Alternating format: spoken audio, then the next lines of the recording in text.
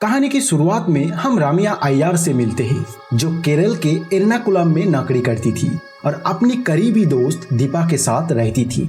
उस दिन रामिया बहुत खुश थी क्योंकि अगले दिन उसकी सगाई एक युवक रामानुज के साथ होने वाली थी।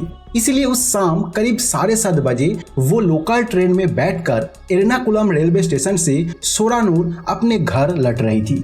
रामिया लेडीज कंपार्टमेंट में चढ़ी थी। ट्रेन में बैठने के बाद उसने रामानुज को फोन करके बताया कि वो ट्रेन में चढ़ गई और साथ ही अपने माँ को भी खबर दी। इसके बाद रात करीब 11:30 बजे रामिया का भाई संथिल सोरानूर रेलवे स्टेशन पर उसे लेने आया। संथिल ने देखा कि ट्रेन सही समय पर स्टेशन पहुंच गई, लेकिन रामिया नहीं उतरी। चिंता में वो ट्रेन से चढ़कर हर कंपार्टमेंट में उसे ढूंढने लगा, लेकिन रामिया कहीं भी नहीं मिली।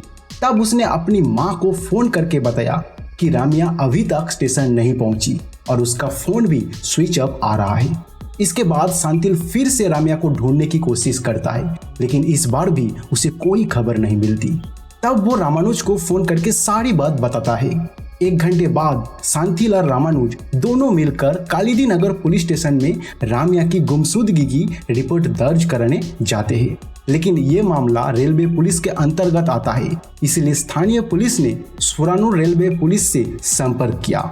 वहां उन्हें पता चला कि रामिया के पास वाले डिब्बे में मौजूद 2 युवकों ने रेलवे पुलिस को बताया था कि सोरानूर स्टेशन से पहले वाले स्टेशन बालमू में ट्रेन छूटते ही उन्होंने एक लड़की को चलती ट्रेन से कूदते हुए देखा था।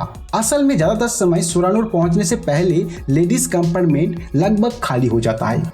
इसी बीच रेलवे पुलिस की एक टीम उस लड़की की तलाश में निकल चुकी थी। कुछ देर खोजने के बाद पुलिस को रामिया का शरीर मिल गया। उन्होंने तुरंत उसे अस्पताल में भर्ती कराया।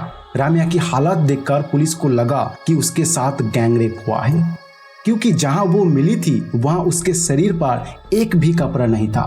वो जगह रेलवे लाइन से करीब 200 मीटर दूर थी, जिससे साफ समझ आ रहा था कि किसी ने उसे घसीटकर वहां ले गया था। कुछ देर बाद रामिया की माँ संथिल और रामानुज अस्पताल पहुंच गए। बेटी के साथ ऐसा भयानक हादसा हुआ, ये सुनकर उसकी माँ जैसे जमीन पर गिर पड़ी। रामिया की हालत बहुत गंभीर थी। वो इतनी कमजोर हो चुकी थी कि बोलने की ताकत भी नहीं थी उसमें।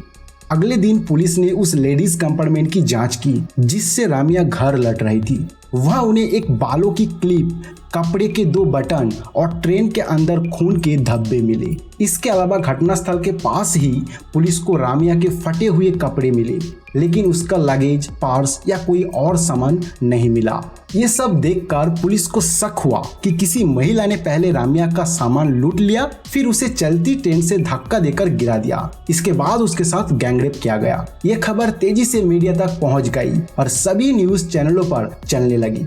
न्यूज देखकर रंजीत और स्वामी डर कर छिप गए, जबकि यही दोनों वे लोग थे जिन्होंने सबसे पहले रेलवे पुलिस को घटना की जानकारी दी थी। ये देखकर पुलिस को शक हुआ कि रंजीत और स्वामी ने मिलकर ये भयानक घटना अंजाम दी है। कुछ दिनों बाद पुलिस ने रंजीत को पकड़ लिया। जब उससे पूछताछ की गई तो उसने बताया कि वो बीएससी की परीक्षा देने गया था। वो कहीं भागा नहीं था और उसने कोई अपराध नहीं किया। उसने ये भी कहा कि स्वामी उसका दोस्त नहीं है, वो सिर्फ एक ही ट्रेन से सोरानूर आए थे। रंजीत ने बताया कि जब वे ट्रेन में थे तो उन्होंने पास वाले लेडीज कंपार्टमेंट से एक लड़की की चीख सुनी, बचाओ बचाओ। तभी स्वामी ने उसे रोकते हुए कहा कि लड़की ट्रेन से कूद गई है। पुलिस रंजीत की बात पर भरोसा नहीं कर रही थी, इसीलिए उन्होंने रंजीत और स्वामी के कॉल डिटेल्स की जांच की, लेकिन वहां ऐसा कुछ नहीं मिला जिससे उन पर शक और बढ़े। इसके अलावा पुलिस को यह भी पक्का हो गया कि ट्रेन के डिब्बे में मिला खून रामिया का ही था। इसके बाद उन्होंने स्वामी को भी पकड़ लिया। स्वामी ने भी पुलिस के सामने वही बयान दिया कि उसने और रंजीत ने कुछ नहीं किया। वो सिर्फ लड़की की चीख सुन पाए और उसे ट्रेन से कूदते देखा। लेकिन इस बार उसने एक और अहम जानकारी दी। उसने बताया कि उनके कंपार्टमेंट में और 2 लोग थे। उनमें से एक ने देखा था कि जब लड़की ने लेडीज कंपार्टमेंट से छलांग लगाई, ठीक उसी वक्त एक हाथ कटा भिखारी भी वहीं से कूद गया। रंजीत ने कहा कि उसने उस भिखारी को ट्रेन से कूदते नहीं देखा, लेकिन उसने ये जरूर माना कि उस दिन वो भिखारी उनके कंपार्टमेंट में मौजूद था। स्वामी और रंजीत दोनों ये नहीं बता सके कि भिखारी कब उनके कंपार्टमेंट से उतरकर लेडीज कंपार्टमेंट में चला गया। ये सुनकर पुलिस को शक हुआ कि वो दोनों खुद को बचाने के लिए ये भिखारी की कहानी सुना रहा है। इसीलिए पुलिस ने उन्हें अलग अलग बैठाया और उनकी दी गई जानकारी के आधार पर एक हाथ कटा भिखारी का स्केच बनवाया। जब दोनों स्केच को आपस में मिलाया गया तो देखा गया कि दोनों हूबहू एक जैसे थे। इससे पुलिस को यकीन हो गया कि वो भिखारी सच में मौजूद है। इसके बाद पुलिस ने सुरानू रेलवे स्टेशन के सीसीटीवी फुटेज की जांच की और बाकी 2 लोगों की तस्वीर निकाल ली। उनमें से एक को जब भिखारी का स्केच दिखाया गया तो उसने कहा, हाँ यही एक हाथ कटा भिखारी है जिसे मैंने लेडीज कंपार्टमेंट से कूदते हुए देखा था। दूसरे व्यक्ति ने भी यही बात कही, लेकिन पुलिस अभी भी पूरी तरह से विश्वास नहीं कर पा रही थी। इसलिए उन्होंने डीएनए टेस्ट कराने का फैसला किया। इसके बाद पुलिस को डॉक्टरों से जानकारी मिली कि मेडिकल रिपोर्ट के अनुसार राम्या के शरीर पर मिले डीएनए से पता चला कि केवल एक ही व्यक्ति ने उसके साथ दुष्कर्म किया था। यानी राम्या के साथ गैंगरेप नहीं हुआ था, बल्कि ये एक अकेले व्यक्ति का अपराध था। डॉक्टरों ने यह भी बताया कि राम्या की हालत में कोई सुधार नहीं आ रहा है। ये सुनकर उसकी मां पूरी तरह टूट गई और फूट फूट कर रोने लगी। दूसरी ओर पुलिस उलझ में पड़ गए। एक अकेला आदमी, वो भी सिर्फ एक हाथ वाला, राम्या को 200 मीटर दूर घसीट कर कैसे ले जा सकता है और उसके साथ रेप कर सकता है। इसी बीच हर उम्मीद को तोड़ते हुए राम्या ने आखिरी सांस ली और इस दुनिया को छोड़ दिया। दूसरी ओर पुलिस ने एक हाथ कटा भिखारी अरविंद को ढूंढ निकाला।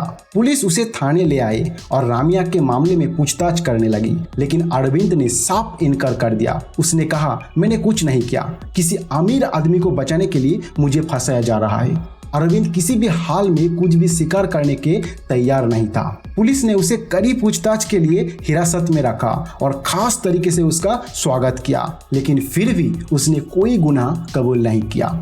इसके बाद पुलिस ने राम्या की पोस्टमार्टम रिपोर्ट देखी और पता चला कि उसकी मौत ट्रेन की पटरियों पर पड़े पत्थरों से सिर पर जोरदार चोट लगने की वजह से हुई थी। इधर जब पुलिस अरविंद को अपराधी साबित करने की कोशिश कर रही थी, तब कोई उसे बचाने की योजना बना रहा था। अरविंद को बचाने के लिए शहर के सबसे नामी वकील बीबी कुकुनार को कॉल करके हायर किया गया। इसके बाद पुलिस ने अरविंद को कोर्ट में पेश किया और राम्या के परिवार ने मांग की कि उसे फांसी की सजा दी जाए। अरविंद के वकील ने जज से कहा, मेरा क्लाइंट जो सिर्फ एक हाथ वाला है और जिसका वजन महज 40 किलो है, वो 52 किलो की लड़की को पहले चलती ट्रेन से धक्का देकर गिरा सकता है, फिर उसे 200 मीटर दूर घसीट कर ले जाकर रेप कर सकता है। ये कैसे मुमकिन है? साफ है कि उसे फंसाया जा रहा है। इस पर राम्या के वकील ने सबूत के तौर पर उसके फटे हुए कपड़े और बटन जज के सामने पेश किए। इसके अलावा उस दिन अरविंद को देखने वाले 4 गवाहों को कोर्ट में बुलाया गया। फिर वकील ने एक और गवाह को पेश किया जिसने उसी रात अरविंद को घटनास्थल से लौटते हुए देखा था। उस गवाह ने बताया, मैंने उस रात अरविंद को वहां से वापस आते देखा था, तब उसकी शर्ट की बटन खुली हुई थी। लेकिन इन सब सबूतों के बावजूद ये पूरी तरह साबित नहीं हो सका कि अरविंद ने ही राम्या की हत्या की और उसका रेप किया। इसलिए सच सामने लाने के लिए उसका डीएनए टेस्ट किया गया। राम्या के नाखून में मिली स्किन के नमूने और उसके शरीर से मिले डीएनए का मिलन अरविंद के डीएनए से हो गया। इससे कोर्ट में यह साबित हो गया कि अरविंद ने ही राम्या का रेप किया था। हालांकि उसने राम्या की हत्या की या नहीं, ये पूरी तरह स्पष्ट नहीं हो पाया। इस सच्चाई को जानने के लिए कोर्ट ने अरविंद को पुलिस रिमांड पर भेज दिया। पुलिस समझ गए कि मारपीट करने से सच नहीं निकलेगा, इसलिए उन्होंने अरविंद को भूखा रखा और उसके सामने खुद खाना खाने लगे। भूख की तरफ से परेशान होकर आखिरकार अरविंद टूट गया और सच उगल दिया। उसने कबूल किया, उस रात बालामू स्टेशन पर मैंने राम्या को लेडीज कंपार्टमेंट में अकेला देखा तो मैं वहां चढ़ गया। फिर जबरदस्ती उसे पकड़कर खींचने लगा और आखिरकार उसे चलती ट्रेन से धक्का दे दिया। राम्या पटरियों पर गिर गई और पत्थरों से सिर में गहरी चोट लगने के कारण उसकी मौत हो गई। आखिरकार अरविंद ने लिखित रूप में अपना गुनाह कबूल कर लिया। इससे कोर्ट में यह साबित हो गया कि असली गुनाहगार अरविंद ही है। ये सब जानने के बाद कोर्ट में उसे बलात्कार और हत्या के अपराध में मौत की सजा सुनाई गई। तो कहानी यहीं पे समाप्त हो जाता है। लेकिन क्या सच में अरविंद ने ये सब अकेले किया था या किसी बड़े चेहरे को बचाने के लिए एक गरीब भिखारी को बलि का बकरा बनाया गया? सबूत अरविंद की ओर इशारा करते हैं, लेकिन एक हाथ वाला आदमी 52 किलो की लड़की को ट्रेन से धक्का देकर 200 मीटर दूर कैसे घसीट सकता था? क्या गवाहों को सच में सब कुछ दिखा या उन्हें कुछ दिखाया गया? अरविंद खुद कहता है कि किसी अमीर आदमी को बचाने के लिए उसे फंसाया गया। सच यही है कि सच क्या है कोई नहीं जानता। आप क्या सोचते हैं?